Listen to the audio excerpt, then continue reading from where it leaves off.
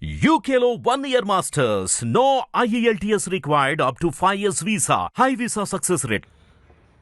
Extremely sorry to disappoint అంటే ఇప్పుడు ఏదో ఉనికిపోతున్నాను మంచం కింద కూర్చొని నేడుస్తున్నాను అని అందరూ what ever the media speculating వాళ్ళందరికీ చిన్న డిసప్పాయింట్మెంట్గా ఉండొచ్చు వీడియో. ఇక్కడ పాయింట్ ఏంటంటే I just want explain the whole concept. ఇప్పుడు నేను ఆల్మోస్ట్ ఒక 1 year బ్యాక్ ఏదో ట్వీట్స్ పెట్టాను అనే ఎలిగేషన్. ఆ ట్వీట్స్ ఎవరో మనోభావాలు దెబ్బతిన్నాయి. ఇక్కడ విచిత్రం ఏంటంటే 1 year బ్యాక్ పెట్టిన ట్వీట్స్ 4 డిఫరెంట్ ప్లేసెస్లో 4 డిఫరెంట్ జ్యూరిస్డిక్షన్స్లో 4కి ఒకే 3-4 రోజుల వ్యవధిలో వాళ్ళ మనోభావాలు దెబ్బతిన్నాయి. వాళ్ళు ఆ పరంగా కంప్లైంట్ ఇవ్వడం, కేసులు పెట్టడం జరిగింది. ఇక్కడ పాయింట్ 1, ఎవరి మీద అయితే నేను పెట్టానని వాళ్ళు చెప్తున్నారో వాళ్ళకి లేదు, ఎవరో థర్డ్ పార్టీ, అసలు సంబంధం లేనివాడు. సో ఆ కాంటెక్స్ట్లో అసలు ఈ కేసు ఎలాగా, ఈ సెక్షన్స్ ఎలా వర్తిస్తాయి అనేది అప్పుడు ఆబ్వియస్గా నాకు వచ్చే అనుమానం కానీ, నాకు కానీ నా మనుషులు కానీ, ఇది ఒక పర్సిక్యూషన్ చేయటానికి ఒక పద్ధతి ప్రకారం ఉన్న అలౌబుల్ లాస్ని వాడుతున్నారా, లేకపోతే ఇప్పుడు వరల్డ్ ఓవర్ ఒక ఫినామినా ఏం జరుగుతుందంటే పొలిటికల్ పార్టీస్ వాళ్ళు they are weaponising the systems of the police. అది అమెరికాలో జరుగుతుంది, యూరోప్లో జరుగుతుంది, ఇక్కడ కూడా జరుగుతుంది. అప్పుడు నేను ఏ ఒక్క వ్యక్తిని, ఒక పోలీస్ ఆఫీసర్ని కానీ, ఒక పొలిటికల్ పర్సన్ కానీ నేను బ్లేమ్ చేయట్లా. I think it happens in certain ఒక ఏమంటారు దాన్ని, ఒక వే. అది అందరూ కూడా ఎంతో కొంత అది చేయటానికి టెంప్టేషన్ ఉండొచ్చు.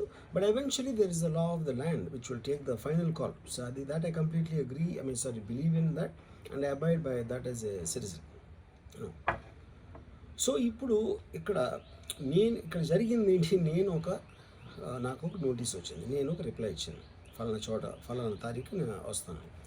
అప్పటికి నాకు జరుగుతున్న పని ఒక ఆన్గోయింగ్ స్కెడ్యూల్ ఉంది కాబట్టి, నాకు ఫిలిం వర్క్ ఉంది కాబట్టి అవ్వలేదు. అండ్ ఇట్ ఈస్ వేరే ప్రొడ్యూసర్కి చేస్తాను, ఆ ప్రొడ్యూసర్కి నష్టం వస్తుంది కాబట్టి నేను మళ్ళీ టైం అడిగాను. ఇదేంటి కేసు, ఇదేం అర్జెంట్ కేసు అంటే 1 year తర్వాత ట్వీట్ చూసిన అతనికి 1 weekలో అన్నీ అయిపోవాలనేది ఏమన్నా మీనింగ్ ఉంటుంది అసలు దానికి?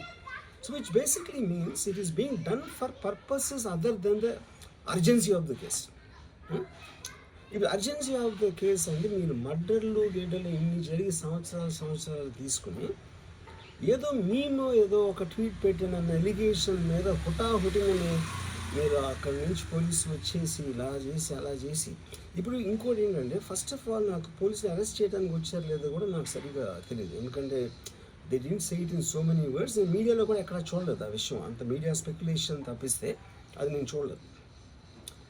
బట్ ఇందాక నేను చెప్పిన కారణాల మూలన కోయిన్సిడెంటల్గా వేరే వాళ్ళు అన్ని చోట్ల నుంచి వచ్చేస్తున్నారు అది ఇది అన్నప్పుడు ఐ డోంట్ వాంట్ నా టైం వేస్ట్, నా వర్క్ వేస్ట్, నా వర్క్ ప్రెషర్ ఉన్నదాని మూలన I wanted to take the assistance of the judicial, because that is the final say in a democratic system కాబట్టి. సో అది దానికోసం దిస్ ఈజ్ వాట్ హ్యాపెన్. ఇప్పుడు ఇక్కడ ముఖ్యంగా మనం గమనించాల్సింది ఏంటంటే, ఇప్పుడు ఏదో ఒక ట్వీట్ పెట్టాడు, లేకపోతే ఒక మీము, ఒక కార్టూను, ఒక జోకో, లేకపోతే ఒక హార్డ్ ఒపీనియన్, దానికోసం కేసులు పెట్టే ఆస్పెక్ట్ అనేది సీరియస్గా తీసుకుంటే 100 కోట్ల ఇండియన్ జనాభాలో నాకు తెలిసి 50 lakhs మీద కేసులు పెట్టాలి. ఆ ప్రకారం అయితే అందరూ చేసేది పొద్దున్న లెగిస్తే మనం ఒపీనియన్లు ఇస్తూ ఉంటాం సోషల్ మీడియాలో. అది ఏ ఫామ్లోనే అవ్వచ్చు, సెటైర్ అవ్వచ్చు, మీమ్ అవ్వచ్చు, ఏదో వేరే ఫుటేజ్ అవ్వచ్చు, లేకపోతే ఎవరినో కోట్ చేసి మనం కామెంట్ చేయొచ్చు. రకరకాలుగా మన అభిప్రాయాలను మనం సోషల్ మీడియాలో వేస్తూ ఉంటాం. అది కొంతమందికి నచ్చచ్చు, కొంతమంది నచ్చకపోవచ్చు. ఇప్పుడు చూస్తే చాలామంది కొన్నిటికి అఫెండ్ అవుతారు, కొన్నిటికి నశిస్తారు, కొంతమంది చప్పట్లు కొడతారు, కొంతమంది చీ కొడతారు. That is a process of the conversation which happens in the social media. అలాగే నా మీద కూడా చాలా నీచంగా కామెంట్ చేస్తారు, కానీ దాని గురించి నేను ఎప్పుడు అనలేదు, because I know it is a part of the eco system of the social media. అది లేకపోతే సోషల్ మీడియాకి మీనింగ్ లేదు. ఫస్ట్ ఆఫ్ ఆల్ మీనింగ్ ఉండాలి అని మనం ఒకవేళ అనుకుంటే అప్పుడు దానికి పాలసీ చేయాలి. ఇప్పుడు ఎగ్జిస్టింగ్ థింగ్స్ సరిపోవు కాబట్టి ఏది చేయకూడదు, ఏది చెయ్యాలి అని ఖచ్చితమైన క్లారిటీతో వచ్చినప్పుడు అది ఆటోమేటిక్గా లా ఆఫ్ ద ల్యాండ్ అయిపోతుంది. Then it becomes easy for everyone. కానీ అది చేయటానికి ఫ్రీడమ్ ఆఫ్ స్పీచ్ కట్టేల్ చేయాలా, ఎక్స్ప్రెషన్ కట్టేల్ చేయాలా అనేది of course the experts have to decide and realise దాని మీద ఎలాంటి రామిఫికేషన్స్. ఇప్పుడు దాని పేరు మీద చెప్పి ఫ్రీడమ్ ఆఫ్ ఎక్స్ప్రెషన్ కట్టేల్ చేస్తే that might have many more consequences which could be more dangerous than what they think it is now. So again I want to say, నేను ఎవరిని బ్లేమ్ చేయట్లేదు. ఇప్పుడు ఒక పర్టికులర్ పర్సన్ హైపోథెటికల్గా ఉన్నాను అనుకున్నాం, నా మీద ఒక చేసి నన్ను హెరాస్ చేయడానికి ఒపీనియన్ పవర్లో ఉన్న అతను చేస్తున్నాడు అనుకున్నాం అంటే తప్పేంటి. ఇప్పుడు హెరాస్ చేసే పవర్ లేకపోతే ఇంక పవర్లో రావడానికి ఎందుకు అసలు ఏదైనా చేయటానికి? So like wise social media అనే మాధ్యమం నా దగ్గర ఉంది కాబట్టి, నాకు ఎన్నో కొన్ని ఫాలోవర్స్ ఉన్నారు కాబట్టి వాళ్ళకి రీచ్ అవ్వడానికి నేను చేస్తాను, అలాగే వాళ్ళు చేస్తారు. కానీ నన్ను కానీ తన్ను కానీ అందరినీ ఫైనల్గా జడ్జ్ చేసేది judiciary. That is the whole point. మీకున్న ఒక నాన్ క్లారిటీ ప్రాసెస్లో వాట్ ఈజ్ టూ మచ్ అనేది ఎవరు చెప్తారు, ఎప్పుడు చెప్తారు, ఎలా చెప్తారో అది ఎక్కడ రాసి ఉంది. ఆ క్లారిటీ అది లేనప్పుడు ఆటోమేటిక్గా this will keep on happening, you know. So I case ఒక మొత్తం social media almost 90% of them they will be liable for cases to will put. ఏంటంటే పొద్దున్న లేస్తే అందరూ చేసేది అదే, ఎవరో ఒకరిని తిట్టడం, ఎవరో ఒకరిని ఇది చేయడం, ఎవరో ఒకరి మీద ఒపీనియన్ ఇవ్వడం, ఎవరో ఒకరి పర్సనల్ లైఫ్లోకి వెళ్ళిపోవడం. అది తప్పిస్తే సోషల్ మీడియాలో ఇంకేం చేస్తారు అసలు? సో ఇప్పుడు వాళ్ళందరి మీద పెట్టాలి అంటే అక్కడికి ఎలా అంత ఉంటుంది? ఇంకోటి దాని అర్జెన్సీ ఏంటి, దాని ఇంపార్టెన్స్ ఏంటి, ఎంత అంటే ఇప్పుడు మర్డర్ కేసులు, టెర్రరిజం కేసులు ఇలాంటి దానికి ఒక సీరియస్ క్రైమ్స్కి ఉండాల్సిన పోలీసు సంవత్సరం క్రితం పెట్టిన ట్వీట్ కోసం అతను he didn't reply properly are he didn't reply అన్న ఒక్క దాని బేసిస్ మీద ఒంగోలు నుంచి పోలీసులు వచ్చేసి అది చేశారు అంటే I'm not able to understand the police priority ఏంటని. నేను పోలీసుని బ్లేమ్ చేయట్లేదు, I'm talking with the system, I'm not talking about the particular police officers. Ongole police officer మాట్లాడతాను. So is there is system in place for that? Priority of importance అనేది ఉంటుంది కదా ఎక్కడో చోట. అంటే 11 o'clock నేను ఎప్పి అవ్వాలి, నేను 10 o'clock రిప్లై ఇస్తే 10:30కి వచ్చేస్తే which means they're already there. అంటే అన్ని పనులు వదిలేసి ట్వీట్ పెట్టిన వాళ్ళ మీద వస్తే I really don't understand the context honestly, you know. అందుకని ఇప్పుడు ఇది నాది క్వశ్చన్ కాదు. రామ్ గోపాలమో ఒకడు ఎవడో ఉన్నాడు అటు పెట్టాడు, ఇంకోటి ఎవడో సబ్బారావు పెట్టాడు, అప్పారావు పెట్టాడు. సో దీని మూలాన రామ్ గోపాల్ మీద అప్పారావు సుబ్బారావు మీదకి వస్తే రేపు ఎంతమంది మీదకి వెళ్తారు? ఇది అందరి ప్రాబ్లం. సో అది నా పాయింట్. ఇప్పుడు ఒక చాలా ఫేమస్ లైన్ ఉంది సెకండ్ వరల్డ్ వార్ టైంలో, వెన్ హిట్లర్ ఆస్పెక్ట్స్లో first they came for someone, I thought it was someone else, then they came for somebody else, I thought it was somebody else, then they came for me.